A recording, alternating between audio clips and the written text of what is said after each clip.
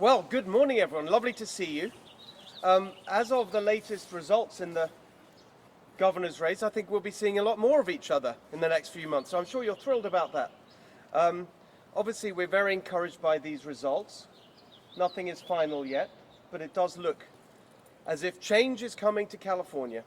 And that is good news for everyone, every small business, every working family, everyone who wants to see our state set back on track. There's just a couple of things I'd like to say this morning before any questions you may have. We've done a little calculation here because one of the main things, of course, that we'll be offering in the incoming administration when we take office in January is a governor who's going to be much more careful with your money. We've had a lot of profligacy from Democrats these last few years. It's why we have the highest taxes in the country for the worst results. They've doubled the budget in the last 10 years. Everything's just got worse. Democrats really know how to spend money, and we actually saw that in the governor's race. So here are the numbers so far based on the latest vote totals of the cost per vote, the spending per vote for the leading candidates in the governor's race.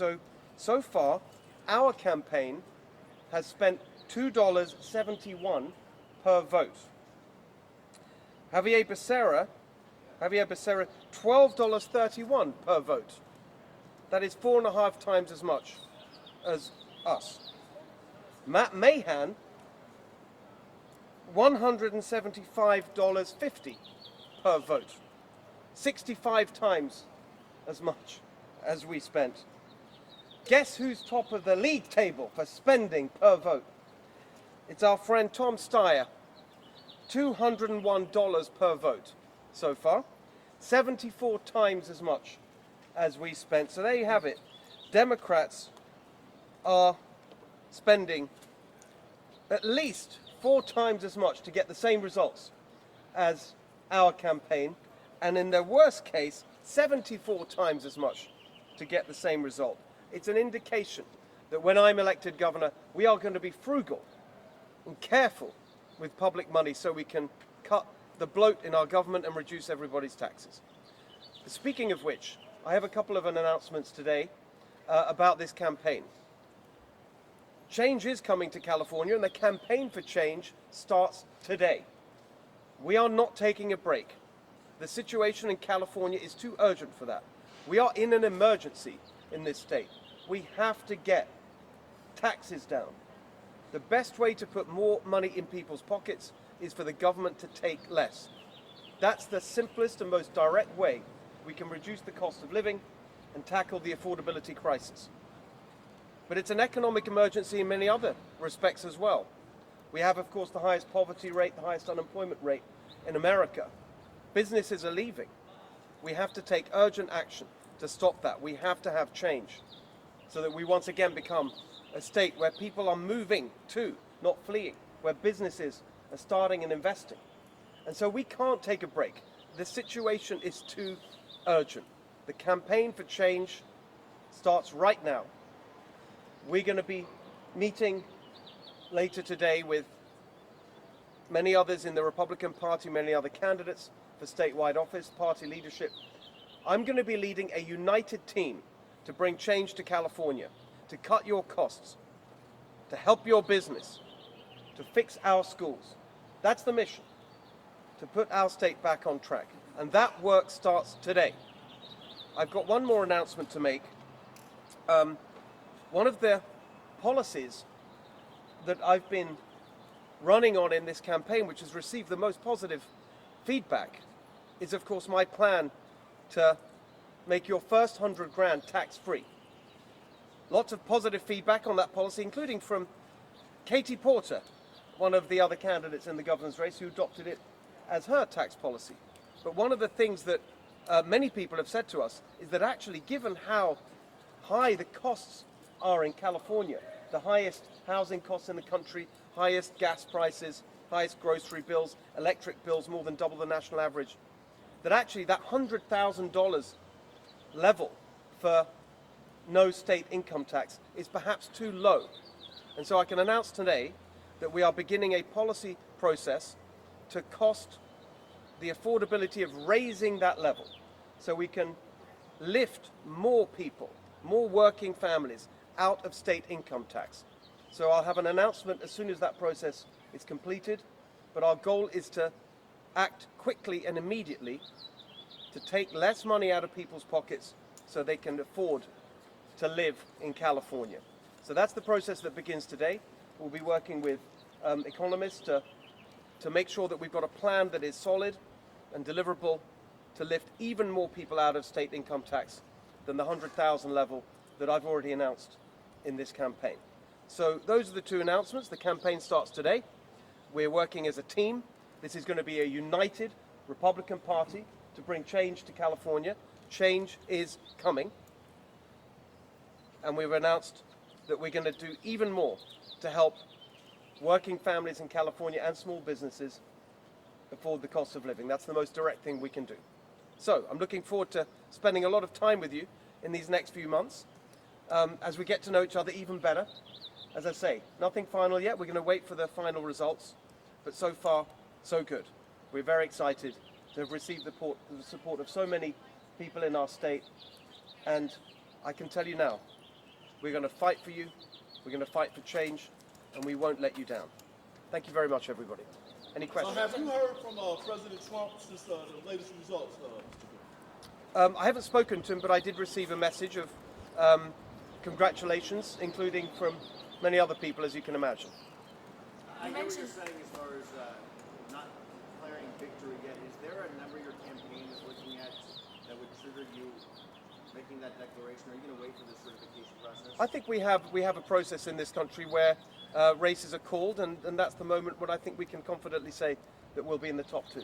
You mentioned the final results aren't in yet, but you are hosting a rally tonight at 6 p.m. What makes you confident you'll end up in the top two? Well, I think that the numbers are looking very solid now. We've just arrived on a flight from Orange County, so I haven't seen the latest percentage of the vote that's in, but I think most people believe now that it's very hard to see a situation where either of the two the two other Democrats who are in contention for those spots both overtake the votes that we've received. Following last night, have you heard from Chad Bianco? I haven't. As I've said all along, I'm really looking forward to working with everyone to bring change to California, Republicans and beyond the Republican Party. I think I mentioned last night, Matt Mahan and I see things very much the same way in policy terms. That's an example of someone I think that really should join our alliance for change, because we've got to have common sense, practical policies to make life better in California. Chad Bianco, anyone else who wants to join our mission for change, my door's open, looking forward to working together. Steve, I think Democrats are excited at the possibility that you do get into the top two given the endorsement that President Donald Trump gave you and his unpopularity in the state. How would you respond to that? I understand that Democrats, after 16 years of total control of everything in California, all the statewide offices, both chambers in this legislature, every big city, every big county, the state Supreme Court with a 6-1 Democrat majority, they've gotten used to power. I think they've got a little bit arrogant, and they assume that they're going to be in power forever, and they assume that this is now a foregone conclusion. I understand that. I think they're in for a big shock, because the people of California are not happy with the way things are going in this state.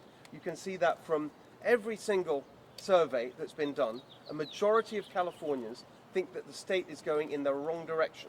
And so we will be in the top two as the only campaign offering a new direction for California. And so when people say, how are you going to win in California as a Republican? My question is, how will a Democrat win based on the record that they are putting before the people and offering no change at all? We're offering change, which is what a majority of Californians want. But those same polls show that that generally Californians, the president's approval rating is really low in the state. How do you square that? Well, we're putting forward plans to make life better for Californians. It's not a presidential election. It's not a federal election. It's the election for who's going to lead our state and who's going to lead us in the direction that Californians want. It's not about who's in the White House. It's about who's going to be in the governor's behind the governor's desk here in California. But you have his endorsement. You're not worried that that'll impact you in November. As I've said, I think it's going to be very helpful for Californians to have a governor who has a good working relationship with the president and his team. And I would say that regardless of who the president was and which political party they represent, I think it's the responsibility of the governor of a state to try and work constructively with the federal government to get good results. Now, it happens to be that we see eye to eye on many of the issues that are going to help Californians in a very practical way. For example, my target of $3 gas, how are we going to get there? A big part of it is to stop the insanity of importing oil from halfway around the world when we have abundant oil reserves right here in California. We need to open up oil and gas production here in California. The federal government wants to do that, but Gavin Newsom and his team are fighting that. That's going to end when I'm governor so we can lower gas prices. Finding the fraud that's in our healthcare budgets and other parts of spending, that's something that the Vice President's fraud task force is very focused on. At the moment, that's being resisted by the people in charge here in California. I want to save that kind of spending so we can cut out the waste and reduce spending and taxes for people. So I think all of these are examples where actually we're going to see a really concrete benefit to Californians and in a very direct way of having someone as governor who has a good relationship with the president. What was your campaign strategies for success? To offer people hope that things can get better in California, that we don't have to live like this. We don't have to put up with this. We don't have to have the highest housing costs in the country. We don't have to have the highest gas prices in the country. We don't have to have the highest taxes in the country for the worst results. These are all choices. These are choices made by the people in charge. We're going to go in a different direction. And so the campaign that we've run so far is going to be very much the same as the campaign you're going to see in the next few months, obviously with more detail on many of the policy areas. There's already a lot of detail in the plans that I've published over the last year or so, but it's the same point, which is we've got to cut your costs, help your business, fix our schools. That's what I've been campaigning on for the last year. It will be the same for the next few months. You're acting like this is the first option that Californians have had to go in a different direction, but Californians have had the option to vote for a Republican on the November ballot pretty much every gubernatorial election for the past 2 to 3 decades. What do you think the party has done wrong all those past times to not win? I can't speak for what has gone before. I think what I'd say in response to that is that it's 16 years now, and I think perhaps a kind way of putting it is that the people of California have really been generous in giving the Democratic Party the opportunity to show that their ideas work. 16 years is a long time to show that their ideas work. The Californian people have been very patient and they've given them every chance. But I think the patience is running out, honestly. That's why something is happening in California that I don't think people appreciate, particularly on the East Coast when they're looking at our politics and thinking, this is such a Democrat state, Republican can't win. You hear that the whole time. I don't think they appreciate just how frustrated people are about what's been going on all around us. We were just speaking to a restaurant owner right over there on the brink of giving up and shutting down because it's just too much. The crime, the chaos, the costs. I think it's got to a point where people really are determined to get the change that perhaps they've been hoping for all these years from the Democrats, hasn't been delivered by the Democrats. That's why I'm very confident that we'll not only prevail in this primary, but actually the most important point is that we can win in November and start to bring about the change that Californians want. Mr. Hilton, Pete Wilson, we have not had a Republican governor since Pete Wilson. And that is largely because of his anti-English, his English-only, anti-immigrant initiatives that he put on, divided the state, and the Republican Party has lost registered voters ever since. Could you address how, since President Trump's initiatives towards immigrants are so like Mr. Wilson's, how will you change those voters to get them that you need if you want to win? Well, of course, I think we can all remember a Republican governor since Pete Wilson, another immigrant, actually, Arnold Schwarzenegger. And I think that's the point that I would make. I am an immigrant. I'm a proud American. My parents were immigrants to England. They were refugees from communism in Hungary.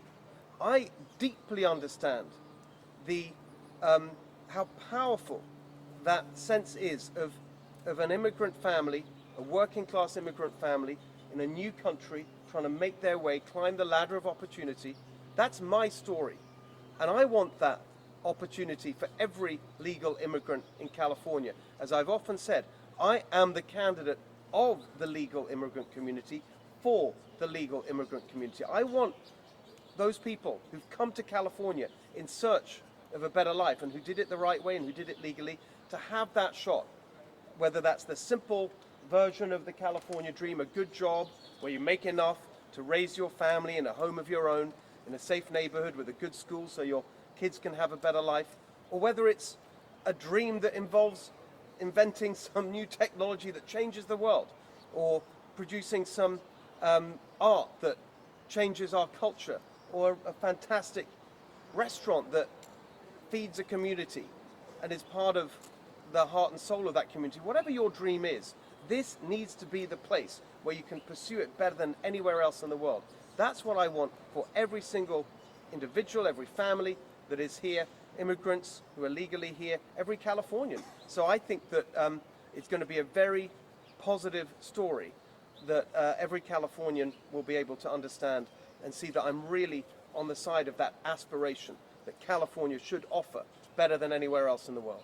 What is going to be the key just to try to bring the Latino community to your campaign, sir? Oh, absolutely. I mean, it's such an important aspect of how we're approaching this election. Because if you think about it, you look at the Latino community in California probably has been hurt by the policies of the last 16 years, more than most. If you look at the cost of gas, the cost of housing, what's happening in our public schools. You look at our school results in California, they're terrible for everybody. We now have, just under 50%, 47% of California students meet basic standards in English. For math, it's 35%. For Latino students, it's well below that. They've been hurt the most by these policies. And that's why it's going to be a very, very big part of my campaign to show that my plans to cut your costs, help your business, fix our schools, it's going to be the Latino community that sees the biggest difference. And so it's going to be a huge part of our campaign. Mr. Hilton, what's your position on Sorry, public Josh, you safety? were Steve, a lot of Democratic candidates are running their campaigns in opposition to Trump rather than the person who's against them in a race. And I'm curious how much you're going to position your campaign to run against, say, Javier Becerra, who is the second of the latest polls, or versus Gavin Newsom, whose political orbit is surrounded Becerra's campaign. Well, I understand that the Democrats have nothing to say except to recite the words Trump and MAGA endlessly. They can't defend their record. After 16 years of trying to show that their ideas work, we've ended up with the highest poverty rate, the highest unemployment rate, the highest cost of living in the country, ranked 50th out of 50 for opportunity by US News and World Report, Chief Executive Magazine ranking California 50th out of 50 on business climate, on almost every measure that matters. We're the worst performing state in America. So of course the Democrats can't defend that record. It's literally indefensible. And they have nothing new to say. They have no plans for change. You saw Javier Becerra the other day when he was asked on CNN, is there anything that he would do differently in terms of the policies that have brought us to this point in California? He couldn't think of anything. He said, well, actually, it can't be that bad because more people are going to Disneyland. That's not a serious answer, and it doesn't meet the desire and the demand of Californians for change. So here's how I see the election. They can talk about Trump and MAGA all they like. I'm fighting not against them. I'm not fighting against anyone. I'm fighting for Californians, especially working Californians, working families and small businesses, and Latino small businesses and working families who've been hurt the most by 16 years of one-party rule. Mr. Hilton, what is your position on public safety? The other day, the state senators approved 5 commissioners on the Board of Parole hearings to not exactly, let out, certain individuals, but people with serious sex crimes. One of the individuals, 355 years for some unpleasant acts with a child. What's your thoughts on public safeties and those type of laws that we have here in California? I think it's an abdication of responsibility for Gavin Newsom to say that there's nothing that he can do about it. There's the same story every time we hear one of these incidents, one of these outrageous situations where these really evil criminals are let out early because of laws that were passed here, bringing the age limit down to 50 as if that's old. And every single time, what you hear from Gavin Newsom is, oh, there's nothing I can do about it. It's the parole board, it's independent. That is literally not true. Every single member of that board serves at the discretion of the governor. The governor can fire them, and I will fire anyone who doesn't put victims' rights first and public safety first. That is a firm commitment that I've made before, and happy to restate it today. How much Last do you question, emphasize last question. or de-emphasize Trump's endorsement action if you advanced it? Well, as I think I answered the question a couple of different ways, but I'd make the same point, which is that it's about what this means for Californians. That's what the whole election is about. It's about people's lives, people who are really struggling.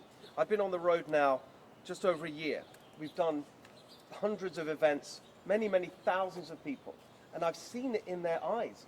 Every time you take a picture, you hug someone and you hear their story, and you just feel the struggle. It's so hard to live in California. It's so hard to run a small business in California. It shouldn't be such a struggle. That's what this is about. That's the whole point of this election and the choice that Californians are going to be able to make to go in a new direction.